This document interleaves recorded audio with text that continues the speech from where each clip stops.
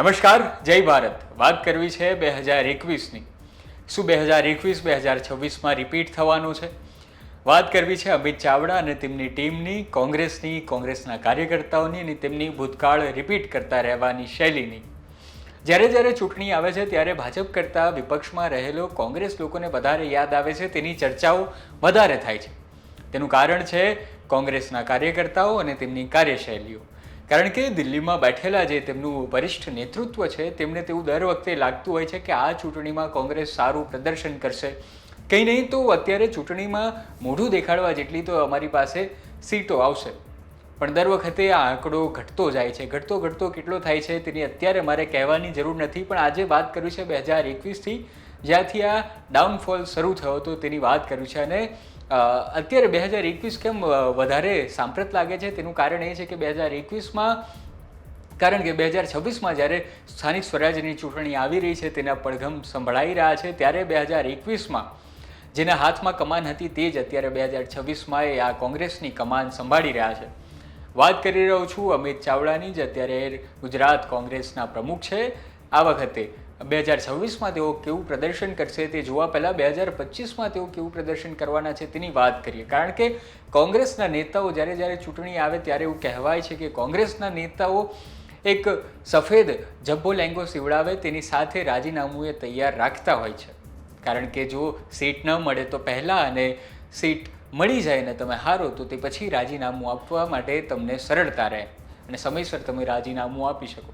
ખેર, અત્યારે રાજીનામા કરતાં અત્યારે તેમની રણનીતિ પર આપણે વધારે વાત કરી રહ્યા છે. અને તેમાંય 2021માં આંકડાઓ કયા હતા, તેમની શું સ્થિતિ હતી મહાનગરપાલિકાઓમાં, નગરપાલિકાઓમાં, જિલ્લા પંચાયતમાં અને આજે તાલુકા પંચાયત છે તેમાં તેમની શું સ્થિતિ હતી તેની વાત કરવાની છે. ને આ તમામ વાતો આંકડા ઉપર થશે, સીટ ઉપર થશે. તો વિસ્તારથી વાત કરીએ આપણે 2021માં શું મહાનગરપાલિકાઓમાં, 6 મહાનગરપાલિકાઓ હતી તેમાં શું સ્થિતિ હતી તેની. 2021માં યોજાયેલી સ્થાનિક સ્વરાજ્યની ચૂંટણીમાં કોંગ્રેસના કેપ્ટન હતા અમિત ચાવડા અને વિરોધ પક્ષના નેતા હતા પરેશ ધાનાણી. પહેલા મહાનગરની વાત કરીએ તો 2021માં 6 મહાનગરપાલિકામાં ચૂંટણી હતી, જેમાં કુલ 576 સીટ હતી.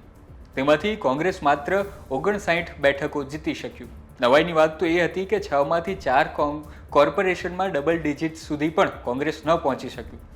અને કોંગ્રેસે સુરતમાં તો ખાતું પણ ન ખોલાવ્યું, 0 પર ઓલ આઉટ. પરિણામ એવું આવ્યું કે શહેરોમાં તે સમયના કેપ્ટનોએ પણ હથિયાર હેઠા મૂકી દીધા. અમદાવાદમાં શહેરના કોંગ્રેસ પ્રમુખ શશિકાંત પટેલે પાર્ટી વિરુદ્ધ કામ કરનારા લોકોને સસ્પેન્ડ કર્યા અને બાદમાં પોતે પણ રાજીનામું ધરી દીધું. રાજકોટમાં તે સમયે કોંગ્રેસના પ્રમુખ અશોક ડાંગરે પણ પરાજયનો સ્વીકાર કરીને રાજીનામું આપ્યું. ને સુરતમાં તે સમયના પ્રમુખ બાબુભાઈ રાયકા તથા ભાવનગરમાં પ્રકાશ વાઘાણી અને વડોદરામાં પ્રશાંત પટેલે પણ રાજીનામા આપ્યા હતા. 2021માં હાર્યા અને 5 પ્રમુખે રાજીનામા ધર્યા. ભાઈ, આ તો વાત હતી મહાનગરપાલિકાઓની. હવે આપણે આવીએ છીએ નગરપાલિકાઓની ચૂંટણી પર. તો નગરપાલિકાની ચૂંટણીમાં કોંગ્રેસે કઈ રીતનું પરફોર્મન્સ કર્યું તે જોઈએ. 2015માં થયેલી સ્થાનિક સ્વરાજ્યની ચૂંટણીમાં કોંગ્રેસ પાસે 16 પાલિકામાં સત્તા હતી, જ્યારે ભાજપ પાસે 55. 2021 આવતા તો આંકડો એવો ફર્યો કે દિલ્હી દરબાર પણ ઘુમરડી ખાવા માંડ્યું. કારણ કે 2021માં કેપ્ટન અમિત ચાવડાની અધ્યક્ષતામાં કોંગ્રેસને 81 નગરપાલિકામાંથી માત્ર 3 નગરપાલિકા હાથ લાગી. એટલે કે 5 વર્ષમાં 13 નગરપાલિકા ભાજપ છીનવી ગયું. અને આ તો વાલાઓ પાલિકા અને મહાનગરપાલિકાની વાત થઈ. હવે જો આપણે આવીએ જિલ્લા પંચાયત અને તાલુકા પંચાયતની વાત કરીએ તો તેમાં તો કોંગ્રેસની સત્તા હતી 2021 સુધી. અડધ અથવા તો તેનીથી વધારે બહુમતી હતી તે કોંગ્રેસ પાસે હતી.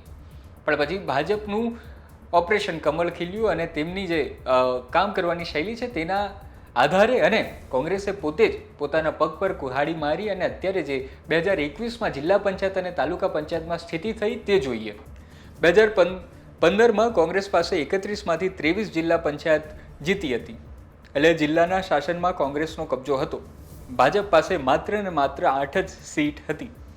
2021માં ખબર નહીં એવું તો શું થયું કે હાથમાં એક પણ જિલ્લા પંચાયત બચી નહીં.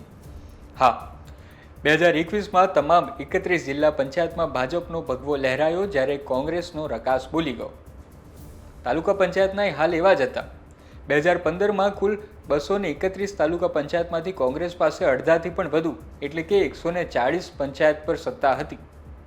2021માં કોંગ્રેસ પાસે 33 તાલુકાની પંચાયત જ બચી, એટલે 5 વર્ષમાં 105 તાલુકા પંચાયત ગુમાવી દીધી. તો તમને હું 5 વર્ષ પહેલાંના ભૂતકાળમાં લઈ ગયો. 2021ના આંકડાઓ બતાવ્યા. આ આંકડા બતાવી રહ્યા છે કે કઈ રીતે કોંગ્રેસનો ડાઉનફોલ આવ્યો. એક પછી એક મહાનગરપાલિકા, નગરપાલિકા, જિલ્લા અને તાલુકા પંચાયતમાં જ્યાં કોંગ્રેસની બહુમતી હતી ત્યાં તેઓની પડતી થઈ.